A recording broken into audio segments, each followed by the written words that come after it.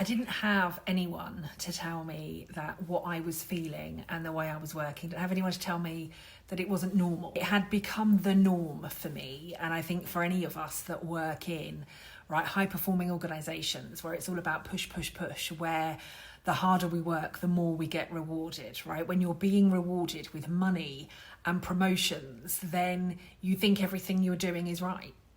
You ignore the signs that your body's giving you that tell you this isn't right. You ignore the signs, the mental signs that tell you that this is not normal.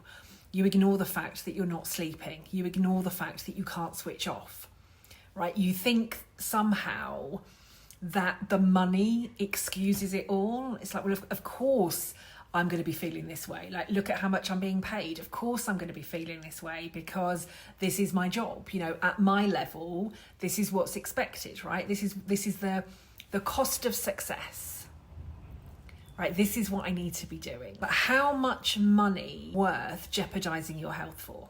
That's the point that I had to get to, right? How much money worth your health? A client of mine, sister, worked abroad, huge role, was earning like multi six figures in this huge role, became really seriously ill, mentally, emotionally, physically, had like a complete and utter breakdown, needed some really serious operations, needed a lot of help, a lot of rest, a lot of recovery.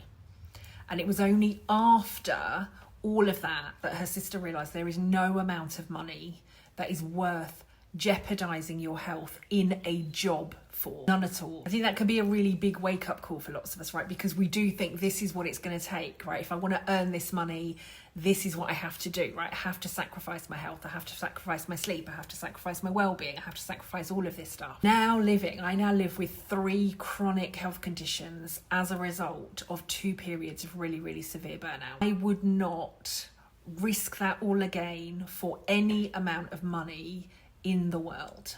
If I had a choice between waking up every single day full of vitality and energy and health and not having to worry about managing my mental and 2 physical chronic health conditions, that for me would be the win.